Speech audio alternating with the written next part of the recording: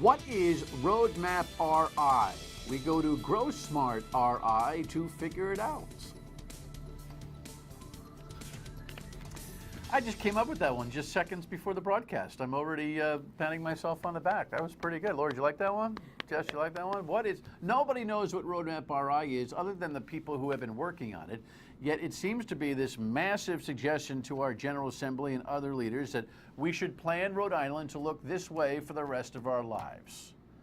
But we don't know what it is. And there are a lot of folks that are concerned about that. And the Speaker of the House has asked for a slight postponement into this month before anybody makes a formal recommendation from planning to the planning gods or whatever. Anyway, Scott Wolf from GrowSmart RI, which has been around quite some time, making recommendations on what we should look like for the rest of our lives, is here to explain to me why he supports Roadmap RI.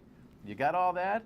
If you care about RI, you shall stay tuned. I am Dan York. You know who you are. This is my state of mind. I don't know what yours is, but I'll find out later at some juncture, either here or on the radio, on WPRO, weekdays noon to 3. Let's go to the rundown. Yep, it seems like it is, and I'm not so sure it sticks and what its legs are. That's got to be the worst one I've seen in a long time. The ACLU actually makes a good point on this firefighter saga that's gotten blown out of proportion, I think.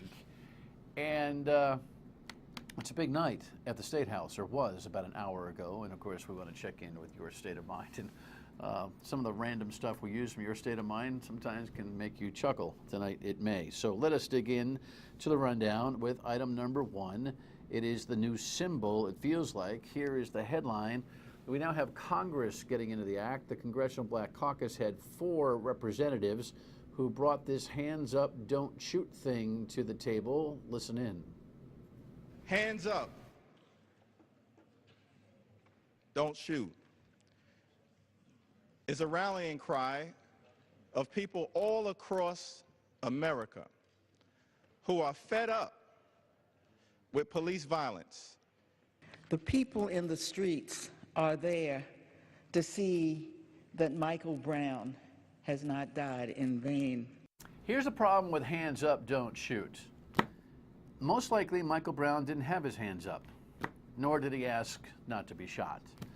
And that is a factual problem for this concept that hands up, don't shoot will now be the mantra for what? A better relationship between law enforcement and the minority communities in America, white-black relations, I'm not exactly sure which.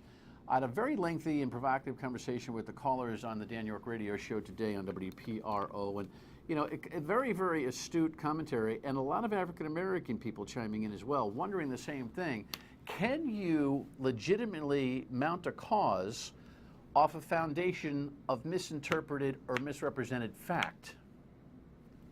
Can it take on a life of its own without worrying about the fact or the pretty much understood testimony that Michael Brown didn't do any of those things? My guess is no.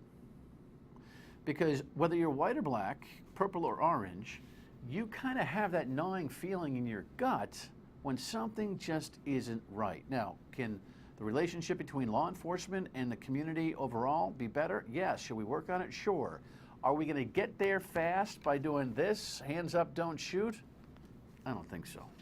Now, another case, the case of this gentleman in Staten Island, Eric Garner, has come down the same way. The grand jury has decided not to indict in Staten Island. We'll talk about that, and I wonder if this is the next mini explosion here in America. One hopes not. We'll find out over the course of the next news cycle. But speaking of this story and the next item here, this apology has been offered. CNN.com has this headline: Michael Brown's stepfather sorry for his outbursts in Ferguson protests. You remember he was in the middle of the whole thing yelling, burn it down, burn it down. It was expletive, deleted, filled. Well, here's what he's saying now. It was wrong, and I humbly apologize to all those who read my pain and anger as a true desire for what I want for our community. I have lived in this community for a long time. The last thing I truly wanted was to see it go up in flames. Hey, Lewis, I understand you're hurting, but that's got to be one of the worst mea culpas we've had in history. Really? You didn't know where this case possibly could have been going, and you couldn't have prepared yourself to be a little bit more responsible about it? Thanks, but no thanks. Next item. This is a little story that has gotten a lot of attention. Now the ACLU is in on this one with a headline: investigating a firefighter for silent support of anti-racism protest is troubling. You've seen the picture, right? And it was explored on a Target 12 story by Walt Buteau that we talked about last night, where this firefighter expressed some support for the protesters who were at the bottom of the public safety facility. This gentleman is a firefighter. Did I say that twice? Well, I just want to make sure I said that. He's a firefighter in uniform at the public safety office, second floor up, looking down on the flag burning protest. And he's jammed up for some kind of disciplinary hearing. The ACLU's point is, and I think they're right, that you can't suggest that this guy was potentially inflaming the flame of the protest. It's a hypothetical. Nothing dramatic happened because of what he was doing. What you can do is sanction him, because basically an officer in uniform has to put his First Amendment rights aside when he's on the payroll for the taxpayers near or at an event like this. That's basic common sense. And if they're going to discipline him, they better stay on that concept, because that's the only winning one. All righty. What else do we have? It's still a Christmas tree, still a Christmas tree. The only problem is we don't have one yet. We'll have one tomorrow. Here's the headline.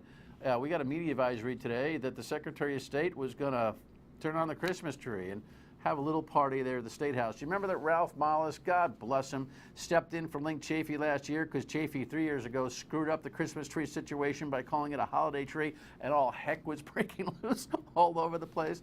Well, tonight they lit the Christmas tree. But we record the show in the late afternoon, just prior to the Christmas tree being lit, and we don't have the Christmas tree video from last year to say, hey, by the way, this is a State House Christmas tree. That's our bad. So I promise you, old Christmas tree, we'll include it in tomorrow night's show. I'm gonna tell you. But good for Ralph, hanging in there, still being the Secretary of State. By the way, you're asking, since when? I know Laura, when she just put up State of Mind. I'm not done yet. You're saying to yourself, since when is the Secretary of State responsible for a Christmas tree? Since we have a governor who's so lame that someone had to save him. Your State of Mind. 228-1886. State of Mind at MyRITV.com. Tweet at me. Facebook post. Do whatever you like. And occasionally, Jess goes back to the phone. By the way, please use the phone line. Please use the phone line. We like it when we hear your voice. I hear your voices all day on the radio, and then I come on television, and I like to hear your voice still, including this one. I'm a little sick of this bit about Brown. Here's a fellow that had a long police record. Breaks into a store. He manhandles the clerk, goes out, and the cop stops him and tells him to walk on the sidewalk. He's walking in the middle of the street. The cop's got the window open, and this fellow Brown pops him in the kisser. All right. Well, Uncle Richard, first of all, the young man, Mr. Brown, God rest his soul, had no criminal record prior to this. Second along, he did not break into a store. He stole some cigarillos inside the store. But why let your facts, misfacts, get in the way of a great voicemail, phone call, or story? See, there are people on both sides, or all sides, of this awful story that just make it up as they go along. And Uncle, you too. Grow smart. Roadmap RI. What is it? Next.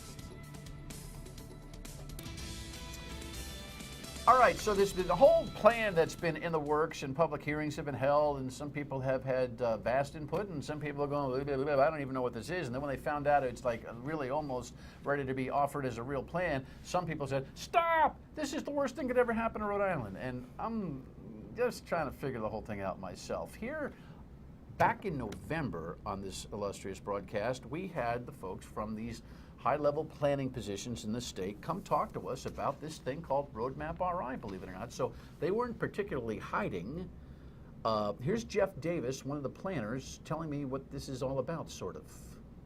We're not economic development experts. I mean, really, it's the staff at EDC at the end of the day has to take this plan and run with it, implement it. So our job as planners is to make sure that we're getting as broad a cross-section of the public in the room to first identify the issues and then get as many experts as we can to help us figure out, all right, what's real, what's not real, what's based on emotions. I mean, particularly with this economic development issue, you know, there are so many different opinions. Everyone's got the answer. No one has the answer. Now, to be fair, that's a little out of context, right? But I can promise you the whole show was like that. I had no idea what they were talking about.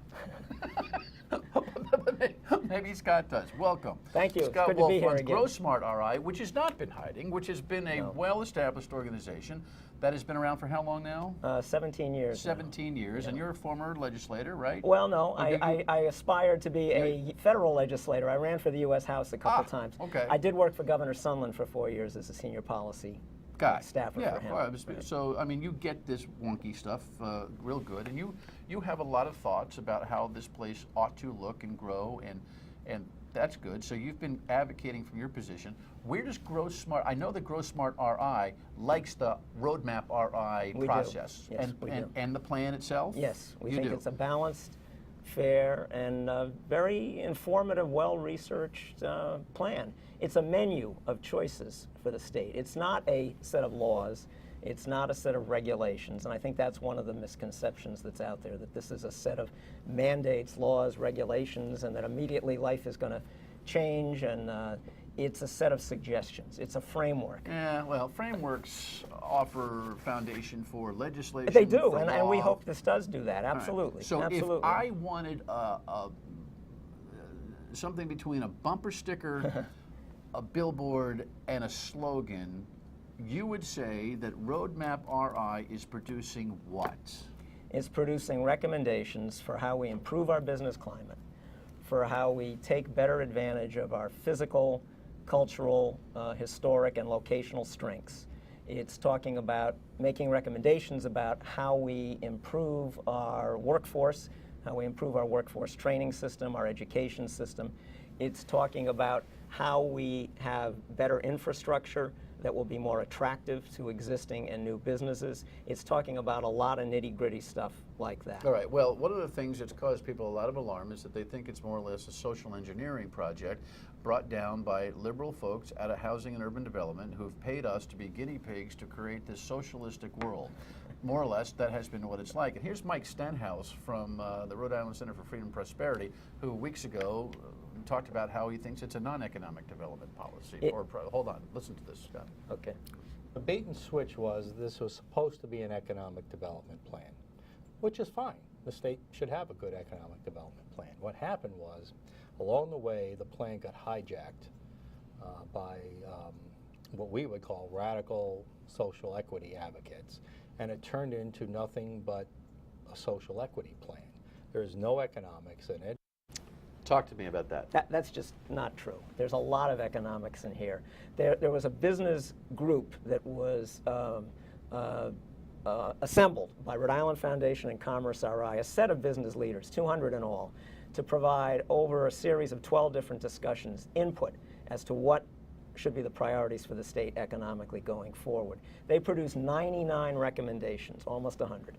66 of those are embedded in this plan, 2/3 of the recommendations they made, and they deal with a lot of nitty-gritty stuff, like reforming the unemployment insurance system, like making sure that our taxes are consistent with those of neighboring states, like having an opportunity for developers to go to a state fire inspection service for priority projects if they feel that the local system is too cumbersome, too unpredictable, and too expensive. It's a lot of nitty-gritty stuff like that. There also is a call for better educating and providing better opportunities for our growing minority population. And I think that is also very pragmatic and very mainstream, because we do have a growing minority population, and to the extent they are as self-sufficient and productive as possible, we will have a better economy than if they are falling behind or continuing to fall behind. So I make no apology for the fact that that's part of the plan. All right, so I want to talk about that part and more when we come back. And I'm not going to be able to explain, and nor is Scott in this segment, that this whole plan looks like, but you can read it online. Stay with us. After the primary and after the general election, all of a sudden, there it is. I actually really hadn't heard much about it, and then I went to the website and tried to read some of that 100 and whatever pages, and I couldn't do it. It was just marketing gobbledygook. There is no economic development plan buried in that whole thing, and when it's booked and sold as a economic development plan, but it doesn't do anything to improve what Rhode Island is and how we do things economically, what is it? That's Ken Block, former candidate for governor, pretty smart guy on economics and the like. Obviously, he didn't make it through the primary, but he and I were talking about it. I just threw out a question to him, what's he think about this Roadmap RI controversy, and that was his answer. Scott is from grossmartri.com.org is a place where you can actually find the online petition that you have going to support this plan. Roadmap RI planning initiative, correct? That's correct. You also sit on the planning Council, body, the State Planning council that yes. is working on this and is going to formally what? Well, I believe that we will be asked to formally adopt this plan as part of the so-called state guide plan, the set of plans that the state And it will has. sit on a shelf and rot, or it will No, sit on a not- shelf and be a go-to for legislation and all that kind of stuff, correct? I would say definitely the latter, and certainly we will work to make it the latter. All right, so the difficulty that some people have is that there is a shove it down our throats mandate to do the kinds of things that make some people uncomfortable, like mandating minority housing in communities, mandating certain types of neighborhood structures and or government enterprise or zones, that kind of thing, that take away the sovereignty of either a state or a local community. Your thought on that is? There isn't that in the plan. Now, obviously, people have interpreted the plan to include that. I do not interpret the plan to include that. The plan does talk about growth centers, about having local communities decide collectively with their among their constituents where they think it's most advantageous to have growth, and where they by inference where they think it's least advantageous to have growth. What areas do they want? The terms social equity and social justice are language in the plan, and there's also some narrative that talks about, don't be afraid to talk about racism and bigotry. That's and that actually, kind of thing. that's in the in appendix. fact, That's in the appendix of the plan. It's Understood. really not the meat and potatoes of the plan. Good, because sometimes appendices, appendix, or my appendix gets in the way of good health of an idea or a process. I don't have the video because I don't want to bog it down here, but we have shown in the past the video of a meeting that you attended Yes. where people came to a public hearing and they were offering their criticisms, and people on the panel who were everyday folks who have been contributing to Yep. this, who have points of view, perhaps liberal by my guess, on some things, where they were calling these folks, racists, and the thing got very messy. And It did by get the way, messy. doesn't bother me did get necessarily, messy, yeah. but sometimes messy goes the wrong way. Yes, and that one did. Explain That the one messy did. to me. Well, that was precipitated. I'm not justifying what some of my colleagues on that consortium said, but there was some very vitriolic things being said before that by the members of the audience who were critiquing the plan and who were alleging that we were somehow part of a big conspiracy and that we were trying to eliminate suburbia, and all these really unfair and in my mind untrue characterizations. And Well, let me ask so you this. people were getting hot under the collar on both sides, so and there were some inappropriate comments on both sides. There are communities that, by state law right now, have a quota of affordable housing that they need to implement in their communities, but there's the enforcement arm has not come down on them. And so you know all about this Yes. because you've been thinking about this kind of stuff Yeah. for a long time. Right. Will this Grow Smart with this Roadmap RI plan create legislation that will make it even a more acute mandate for a suburban town to create more Section 8 or affordable housing? No, I don't see anything in the plan that will do that. No, I don't see that. Now, there still may be proposals to do that because we're in a diverse community with folks with all kinds of points of view, but I don't see that coming from the plan. The plan does talk about the value of having affordable housing for our young people and for our seniors and for people struggling to get by. And it suggests that it would be best to have that concentrated in areas where transit and other services, schools are available. Okay. Which is, I think, just common sense. So if I listen to you carefully, it feels like there's a lot of important but miscellaneous stuff that collectively might be really important for overall health of the future and lifestyle of the people of Rhode Island. It seems to be missing, we've had a conversation last time you were on, the big idea. You know, you and I had that conversation, and I'm not sure we met on any common turf on that one, but I'm looking for the big economic idea. I don't see I think there's a big economic concept in this plan. Which is that we have a lot of strengths in Rhode Island that we have not capitalized on sufficiently. We have a lot of business sectors that are strong or potentially strong that we need to concentrate on more, provide more assistance to. We have other assets like our historic buildings, like our beautiful amenities for tourists that we need to capitalize on more. Let me ask you this: Do you a well-educated populace? You need to come back with a guy like Stenhouse, do some battle here, and I think that'd be good for everybody. Short answer, if you could, because I'm short on time. Do you agree that it's been kind of quiet and the public hasn't really had enough attention to this, and that we ought to take a little more time? I don't think we need more time.